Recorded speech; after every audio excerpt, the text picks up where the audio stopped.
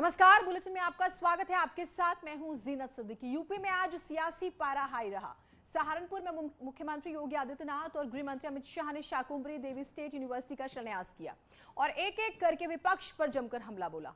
विपक्ष की तरफ से समाजवादी पार्टी के अध्यक्ष अखिलेश यादव ने तो ललितपुर में, तो वहीं कांग्रेस महासचिव प्रियंका गांधी ने मुरादाबाद में रैलियां करके बीजेपी और योगी सरकार पर पलटवार किया। न्यूज 18 के खास कार्यक्रम चौपाल में बीजेपी नेता और केंद्रीय मंत्री अनुराग ठाकुर ने विपक्षी दलों पर निशाना साधा और नकारात्मक राजनीति करने का आरोप भी लगाया।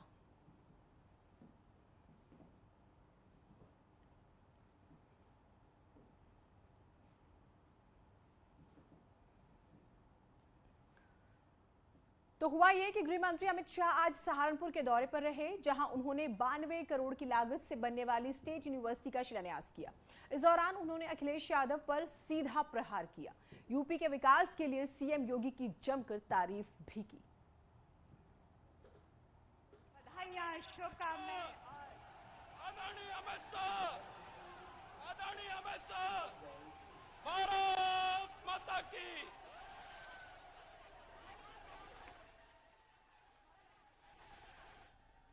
शिलान्यास हुआ इसका जो बेहद ही महत्वपूर्ण माना जा रहा है, खासतौर से पश्चिमी यूपी के लिए। और साथ ही साथ गृह मंत्री ने जो है विपक्ष पर भी कई सवाल दागे।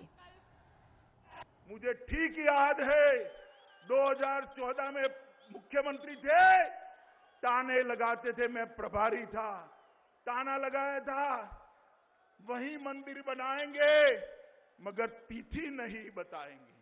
अखिलेश बाबू देख लीजिए, प्रधानमंत्री जी ने आज अयोध्या में आसमान को छूने वाला राम मंदिर के निर्माण का काम किया कि पूरे पश्चिमी उत्तर प्रदेश के अंदर गुंडा माफिया और जिस प्रकार के तत्वों का शासन था उससे पश्चिमी उत्तर प्रदेश को मुक्त कराकर पश्चिमी उत्तर प्रदेश का सम्मान लौटाने का काम श्री योगी आदित्यनाथ ने किया है। एक समय था यहां न केवल दंगे होते थे, हमारी बहन बेटियों को, बच्चों को पढ़ाने के लिए बाहर के राज्यों में भेजना पड़ता था क्योंकि यहां सुरक्षा नहीं थी, उनका सम्मान यहां पर संभाला नहीं जाता था, उनको अपमानित किया जाता था। आज पश्चिमी उत्तर प्रदेश को किसी भी माँ, बेटी, बहन को पढ़ने लिखने के लिए बाहर जाने की जरूरत नहीं है। उत्तर प्रदेश में एक जमाना था कि माफियाओं से पुलिस डरती थी, आज माफिया मुर्गा बनकर पुलिस के सामने सरेंडर कर रहे हैं। ये स्थिति बदलने में भारतीय जनता पार्टी की योगी सरकार ने बहुत बड़ा काम किया है। हजारों करोड़ रुपया की सरकारी संपत्ति ये माफिया कब्जा कर बैठ गए थे। बड़े दमखम के साथ सभी कानूनी अड़चनों को पार कर योगी सरकार ने इसको खाली कराने का काम किया है और वो संपत्ति आज उत्तर प्रदेश की जनता की संपत्ति है।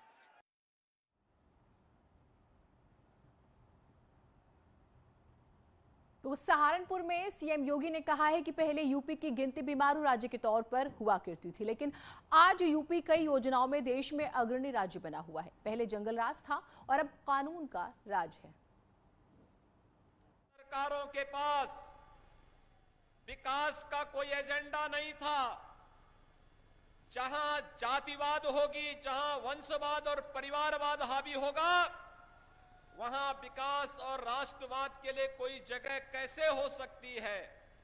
और इसीलिए उत्तर प्रदेश में शिक्षा के लिए, विकास के लिए, युवाओं के लिए, गरीबों के लिए उनके पास कोई एजेंडा न होने के कारण उन्होंने इस ओर अपेक्षित ध्यान नहीं दिया। और यही कारण था, यहां पर कहीं पलायन होता था, कहीं दंगे होते थे, कहीं पर अराजकता चरम पर थी, बेटियां स्कूल नहीं जा पाती थी, अराजकता का तांडव इस कदर था कि उत्तर प्रदेश की तस्वीर ही बदरंग। ये वही उत्तर प्रदेश है जहां पर पहले विकास के नाम पर बंदर बांट होता था, एक परिवार के विकास को ही प्रदेश के विकास का मानक मान लिया जाता था, जहां पर 10 वर्षों तक गन्ना किसानों के गन्ना मूल्य का भुगतान नहीं हो पाया था, जहां पर कभी मुजफ्फरनगर का दंगा होता था और कभी इसी सहारनपुर में किसने नहीं देखा है कि कैसे यहां पर सिक्कों की दुकान और प्रतिष्ठानों पर आग लगा करके दंगे की आग में सहारनपुर को झोंकने का कार्य हुआ था। कभी बिजनौर के दंगे, कभी बरेली के दंगे, और इन दंगों के कारण महीनों तक कर्फ्यू और तो और हमारी आस्था पर भी प्रहार होता था। सावन के महीनों में कहा जाता था कि कांवड़ यात्रा नहीं निकलेगी, और जब कहीं पर हमारा व्यापारी कोई बेटी सुरक्षा की गुहार करती थी तो उस समय उसको अनसुना कर दिया जाता था। कौन नहीं जानता कि मुजफ्फरनगर दंगे के मुख्य आरोपी को उस समय की सरकार के द्वारा लखनऊ में मुख्यमंत्री के आवास में सम्मानित करके बड़ी बेशर्मी के साथ प्रदेश के दंगाइयों के हौसलों को और भी दुस्साहसिक तरीके से बढ़ाने का कार्य किया गया था। उधर शिलान्यास के साथ ही शाकुंभरी देवी विश्वविद्यालय के लिए नोटिफिकेशन जारी हो चुका है। 2022 तक जो है शुरू हो जाएगी यूनिवर्सिटी। इस विश्वविद्यालय के सत्र को प्रारंभ कर दिया जाएगा। माननीय गृह मंत्री जी के द्वारा शिलान्यास के साथ ही नोटिफिकेशन भी विश्वविद्यालय का जारी हो जाएगा, और इसके साथ ही विश्वविद्यालय से जुड़े हुए 264 महाविद्यालयों को इस विश्वविद्यालय से जोड़ करके लाखों विश्वविद्यालय की डिग्री जब जारी होगी, उसके साथ मां शाकंभरी की फोटो होगी, जो देश और दुनिया के अंदर ज्ञान,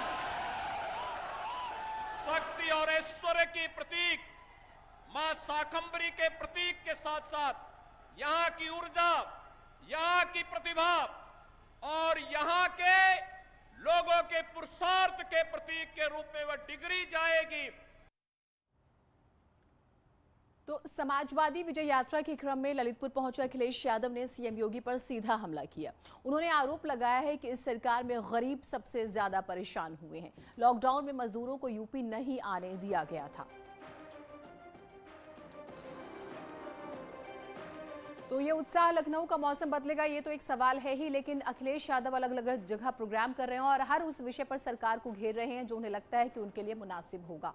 उन्होंने पलायन का जिक्र तो किया, यानी कि जो कोरोना काल में अलग अलग राज्यों से वापस यूपी में लोग आ रहे थे। जिनके परिवार होते हैं वही परिवार वालों का दुख समझ सकते हैं, जिनका परिवार नहीं है वो परिवार वालों का दुख नहीं समझ सकते। और ये हमें नहीं लगता कि योगी मुख्यमंत्री हैं, योगी नहीं है, ये मुख्यमंत्री योगी नहीं है। ये योगी वही होता है जो दूसरे का अपना दुख समझे। हमने तो यही पढ़ा है गीता में कि जो दूसरे का दुख अपना समझे वही योगी है। उधर बीजेपी कांग्रेस की बात अगर हम करें तो यहां पर कांग्रेस का जिक्र करेंगे। मुरादाबाद में कांग्रेस की यूपी प्रभारी प्रियंका गांधी ने कहा है कि यूपी में जाति और धर्म की राजनीति होती है। यहां का मुख्यमंत्री तक मंच पर आकर जाति और धर्म की बातें करता है और चुनाव जीत जाता है। ये इस वजह से होता है क्योंकि जनता सरकार से सवाल नहीं पूछती है। 8,000 करोड़ रुपए का कारोबार होता था, निर्यात होता था यहां से, आज 2,000 करोड़ घट गया है। सिर्फ पिछले 5-6 सालों में 3 लाख कारीगरों की रोजी रोटी खत्म हो चुकी है। भाजपा की नीतियों ने कारोबार, आपके भविष्य को बर्बाद किया है। उत्तर प्रदेश में सांप्रदायिकता पर आधारित राजनीति और जातिवाद पर आधारित राजनीति इतनी भयानक है कि मुख्यमंत्री भी जानता है कि लोगों की समस्याओं का हल करने के बजाय चुनाव के समय आएगा, धर्म की बात करेगा, जाति की बात करेगा, चुनाव जीत के निकल जाएंगे और उनको कोई जवाबदेही ही नहीं रहेगी। तो ये बात मेरे मन में बहुत गहराई से मैंने इस बारे में सोचा। ये बात सही है, जब तक पब्लिक जवाबदेही नहीं मांगेगी अपनी नेताओं से, तब तक ये सिलसिला चलता रहेगा। कांग्रेस पार्टी इस चुनाव को सिर्फ और सिर्फ विकास के आधार पर लड़ना चाहती है। न्यूज 18 के चौपाल में केंद्रीय मंत्री अनुराग ठाकुर ने अखिलेश यादव पर निशाना साधा। उन्होंने कहा, पहले यूपी में दंगे होते थे, अब दंगल होता है। और उत्तर प्रदेश आने वाले दिनों में बहुत महत्वपूर्ण है क्योंकि वहां पर चुनाव है। भारतीय जनता पार्टी पे आरोप लग रहा है कि आप गन्ना की बात नहीं करते, आप जिन्ना की बात करते हैं। आपने भी एक बयान दिया, आपने कहा अखिलेश दंगा करवाते हैं और आप दंगल। लेकिन उनका दावा है कि अखिलेश का दावा है कि इस बार 400 सीटों से ज्यादा वो जीत रहे हैं और योगी आदित्यनाथ और नरेंद्र मोदी की ऐतिहासिक हार होने जा रही है उत्तर प्रदेश के अंदर। अखिलेश जी 4 वर्ष तो नजर नहीं आए, कहां थे? उनको टोपी महत्वपूर्ण है, हमें रोटी महत्वपूर्ण है। किस टोपी की वो बात कर रहे टोपी हैं की राजनीति करते हैं और हम लोग रोटी उपलब्ध करवाने के लिए काम करते हैं। और मैं याद करवाना चाहता हूं अखिलेश जी को, सपा के राज में दंगे होते थे, हमारे अब दंगल होते हैं, वो भी खेलों को बढ़ावा देने के लिए। उनके समय घर जलते थे, हमारे समय घाटों पर दिए जलते हैं। उस समय राम भक्तों पर गोलियां चलती थी, अब राम मंदिर का निर्माण, भव्य राम मंदिर का निर्माण कार्य शुरुआत करने का काम किया। प्रयागराज पहुंचे डिप्टी सीएम ने मथुरा मंदिर के बयान को एक बार फिर से दोहराया। केशव मौर्य ने कहा है कि अयोध्या में राम लला के मंदिर के बाद काशी में भव्य कॉरिडोर बन रहा है, अब मथुरा की बारी है। वहीं केशव मौर्य ने अखिलेश यादव पर वार करते हुए कहा कि अखिलेश साफ करे कि वो मंदिर के पक्ष में है या विरोध में है। देखिए, ऐसा विपक्ष के जो भी राजनीतिक दल हैं जो मुस्लिम तुष्टीकरण की राजनीति करते हैं और बाद में वह नतमस्तक होते हैं, मैं स्पष्ट तौर से कहना चाहता हूं कि श्री रामलला की जन्मभूमि पर भव्य मंदिर निर्माण हो रहा है। बाबा विश्वनाथ मंदिर का भव्य कॉरिडोर बन रहा है काशी में, और मथुरा में श्री कृष्ण की जन्मभूमि पर भव्य मंदिर बने, यह हर श्री कृष्ण जी के भक्त की इच्छा है, आकांक्षा है। मैं भी उस भाव को ही प्रकट किया हूं। लेकिन मैं श्री अखिलेश यादव जी और उन विपक्षी नेताओं से पूछना चाहता हूं, बताएं क्या श्री कृष्ण जन्मभूमि पर और भगवान श्री कृष्ण का भव्य मंदिर बनने का विरोध करते हैं कि समर्थन करते हैं? चलिए एक छोटे से ब्रेक के लिए रुक रहे हैं, कहीं मत जाइएगा। मध्य प्रदेश में सीहोर के ग्रामीण क्षेत्रों में कोरोना टीके को लेकर ग्रामीणों में खासा उत्साह है। यहां चंदेरी गांव के ग्रामीण आसपास के गांव में भी अपने लोक गीतों के जरिए कोरोना टीका लेने का अलग जगा रहे हैं।